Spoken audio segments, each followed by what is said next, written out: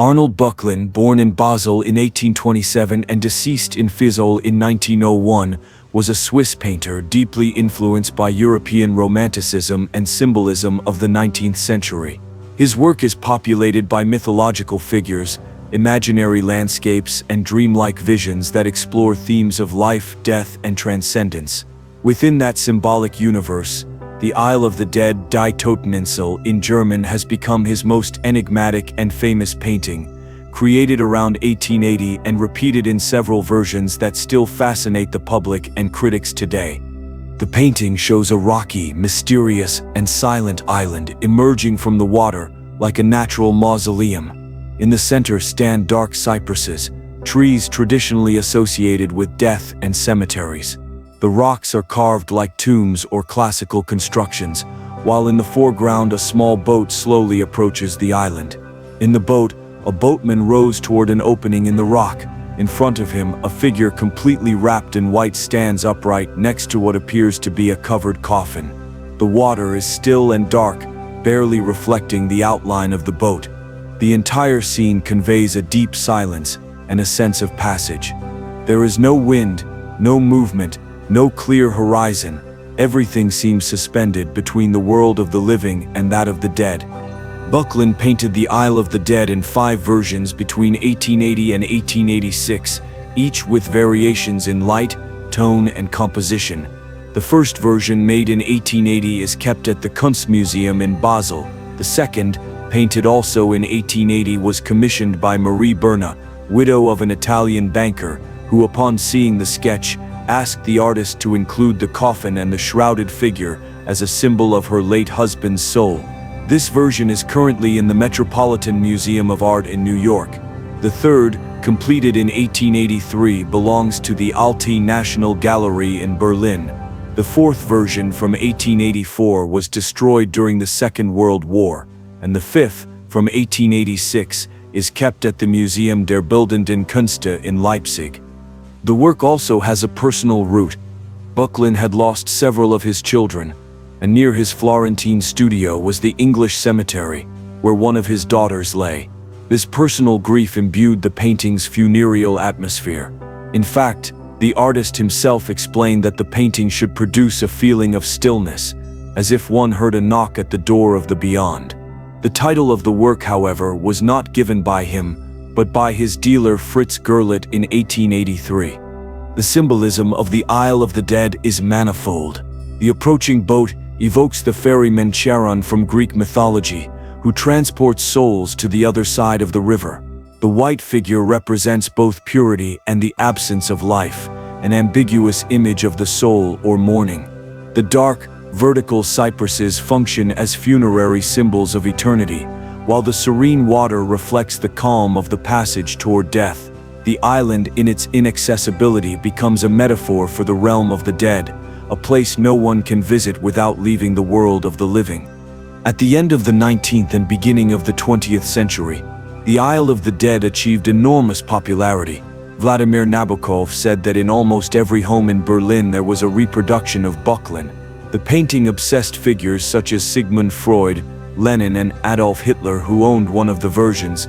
The Russian composer Sergei Rachmaninoff was inspired by the painting for his symphonic poem Isle of the Dead 1908, one of the most celebrated musical translations of pictorial symbolism. In cinema, the work inspired films such as Isle of the Dead 1945, starring Boris Karloff, which recreates its funereal atmosphere and sense of mystery. There were no moral scandals associated with the painting, but rather a radical change in its reception over time. At the end of the 19th century, it was considered a somber and melancholic work, typical of the decadent and symbolist taste of the time. With the rise of modernism, it was rejected by critics such as Clement Greenberg, who considered it the epitome of the sentimental and dead art of the 19th century.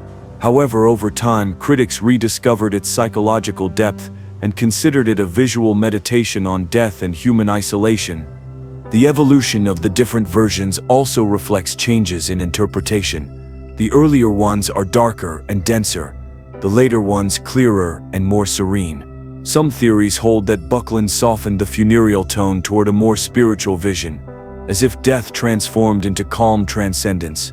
Although no controversial restorations are known, the surviving works are carefully preserved by European and North American museums, while the destroyed version is remembered only through black and white photographs. The Isle of the Dead continues to fascinate because it embodies a universal enigma: solitude, mourning, the inevitable passage of time, and the mystery of what lies beyond life.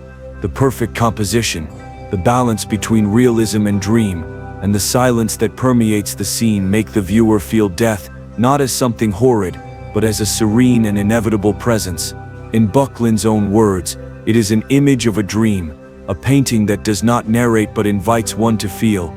For all these reasons, the Isle of the Dead is not only one of the most representative works of European symbolism, but also one of the most powerful pictorial reflections on death ever created. A journey with no return, suspended between still water and eternity. Despite the time elapsed since its creation, the Isle of the Dead continues to exert a singular magnetism on those who contemplate it. It is not an easy or pleasing work, but a visual meditation on the oldest mystery of the human being, the awareness of finitude. Buckland, with his precise brush and symbolic imagination, managed to materialize a vision that seems to arise directly from the European collective subconscious. In a century in which reason and science sought to dominate all spheres of knowledge, he returned to art the power of the invisible, the sacred, the inexplicable. The painting, like a dream, offers no certainties but presences. The boat that slowly approaches the island could represent any of us. The boatman, indifferent and silent, is time that leads us without haste. The white figure standing before its destiny symbolizes the soul accepting the passage with dignity. The cypresses, with their solemn verticality, seem to guard the secret of eternity. No other element breaks the stillness. There are no birds, no waves, no wind. It is the instant suspended before dissolution. This suspension of time turns the painting into an existential experience. It is not about observing a landscape, but about confronting a metaphysical frontier. The island is not only a physical space, but a state of the soul, an image of the beyond that each viewer completes with their own beliefs and fears. In that sense, Buckland achieves what few artists do, to build an open, universal, and at the same time deeply personal symbol. His work acts as a mirror of the unconscious, a door to the inner self. The silence that dominates the scene is not absence, but total presence, the silence of the soul that understands its destiny. Therefore, the painting does not inspire terror, but a strange peace. Even those who do not know its mythological background perceive that the painting speaks in an ancestral, almost archetypal language.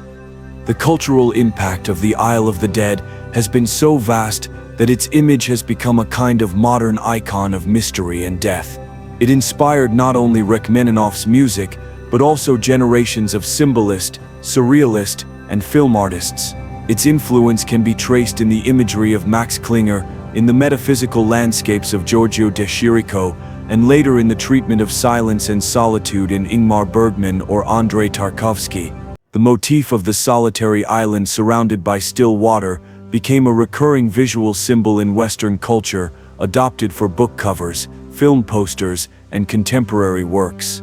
Even today, in the digital age, the image continues to appear reinterpreted in video games, comics, or conceptual art, always with the same aura of enigma and melancholy. The fascination the work provoked in Freud, Lenin, and Hitler, figures so different from each other, shows its symbolic ambiguity. Freud interpreted it as a representation of the unconscious.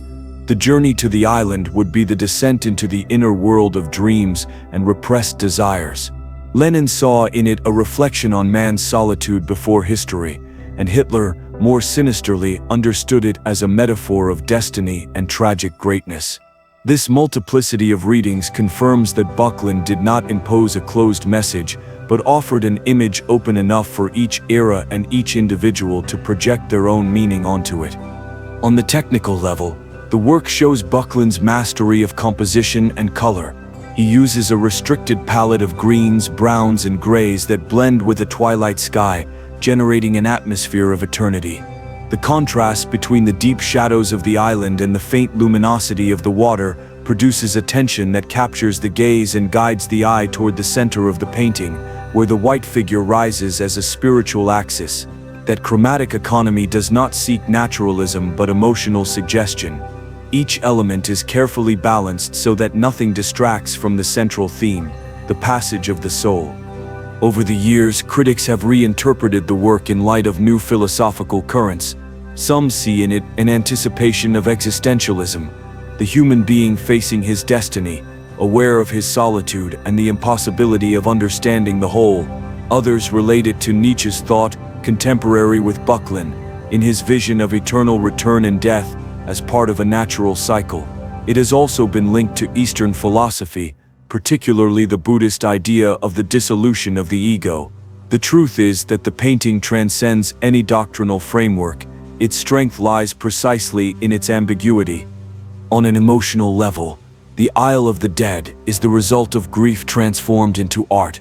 The loss of his daughter and so many of his children marked Böcklin's life, who found in painting a way to reconcile himself with suffering. The boat advancing toward the island could be his way of symbolically accompanying his loved ones to the beyond. Thus, the painting represents not only death, but also the love that persists after it. Its tone is not one of despair but of acceptance, death as continuity, not as an end. That serene vision distinguishes it from the more morbid or theatrical depictions of the time. When modernism imposed its cult of abstraction and progress, The Isle of the Dead was relegated, accused of sentimentality. However, its silence survived the fashions. Today, amid the saturation of images and noise, its stillness seems almost prophetic. It is a work that demands stopping, contemplating, listening to silence. In a world that fears death, Böcklin invites us to look at it without horror, to recognize it as part of the natural order. In that sense, his painting is not a memento mori, but a reminder of the continuity between life and the unknown. The symbolism of the island has also inspired psychological and sociological interpretations. For some scholars, it represents modern isolation, the human being surrounded by an ocean of non-communication, seeking a place of inner rest. For others, it symbolizes the utopia of retreat, a space where the soul is freed from the noise of the world. That duality, death or refuge, end or beginning, keeps the work alive because it allows each viewer to project their own story onto it. The destruction of one of the versions during the Second World War added an almost prophetic nuance. The work that represented death was itself a victim of human destruction. However, the remaining versions, carefully restored, continue to transmit their essence intact. The museums that house them, Basel, Berlin, Leipzig, and New York, present them as testimonies of a time when art dared to look beyond the tangible. Today, more than a century later, The Isle of the Dead retains the power to unsettle and move. It does not matter how many times its image has been reproduced before the original, the viewer feels a living presence, a spiritual pulse that no copy can replace. Perhaps because, as in all great symbols, what is shown is less important than what is suggested. Böcklin did not paint a scene of death, but a state of the soul, not a physical landscape but a mental space. To contemplate the Isle of the Dead is to face one's own silence. It is to recognize in the stillness of the sea and the shadow of the cypresses the fragility of existence. It is to accept, like Böcklin, that all life is a journey toward an unknown island. In that acceptance lies its beauty, a serenity that does not deny pain, but transforms it into art. That is why, more than a painting, The Isle of the Dead is a spiritual experience, a door open to eternity, where time dissolves and only contemplation remains. And perhaps that is the reason for its lasting relevance. In a world that fears the end, Böcklin reminds us that death, like true art, is not a point but a circle that returns us to the mystery of origin. Ultimately, The Isle of the Dead is much more than a painting. It is a total metaphor for human destiny. Böcklin managed to capture the moment when life and death touch without conflict, that suspended instant where the material dissolves and the spiritual calmly appears. Each element of the painting participates in that silent harmony, the still sea as a mirror of the soul, the island as a petrified body that encloses the memory of the dead, the cypresses as columns linking earth and sky, and the white figure that more than a person seems an idea, a universal symbol of the departing soul. In that balance between fear and serenity lies Buckland's genius. His vision does not seek to console or to frighten, but to remind the viewer that death, far from being an interruption, is the natural continuation of the journey. Throughout more than a century, the work has survived wars, changes in taste, and artistic crises. It has passed from the salons of symbolism to the walls of modernism, from the oblivion of critics to the rediscovery of its philosophical depth. And in each era, the painting has offered a new face for the Romantics. It was a melancholic elegy for the psychoanalysts, a mirror of the unconscious; for the existentialists, a meditation on the solitude of being; and for us inhabitants of a world saturated with images and noise, an invitation to stop and listen to what silence can say. No interpretation exhausts it, because its strength does not lie in meaning but in atmosphere. Buckland does not tell us what to think, but what to feel. His language is not that of rational discourse, but that of symbol, myth, and dream. At its core, the Isle of the Dead speaks of the longing for transcendence that has accompanied humanity since the beginning of time. The island is not only the end of the journey, but also the promise of another beginning. The boat that approaches does not carry only a corpse, but the mystery of continuity. Therefore, although the painting deals with death, it is not a gloomy work, it is a song to stillness, to reconciliation with the inevitable. Before it, one does not feel fear, but a disturbing peace, the certainty that all existence, however painful or brief, belongs to a vaster and unfathomable order. Arnold Buckland died in 1901, but his work transcended time. Today, more than 140 years later, the Isle of the Dead continues to speak to us with the same intensity as the day it was painted. It does not matter whether it is contemplated in a museum or in a reproduction. It always seems that the silence of the island calls to us. It is a silence that does not destroy but invites. A silence that reminds the heart that there is beauty even in the end, that death can also be a form of return, a final journey towards serenity. And perhaps that is Buckland's deepest message, that all life, after all, is a voyage toward the inner island where our memories, our fears, and our eternity rest. There, where the sea does not move and the light does not change, the soul finally finds its perfect reflection.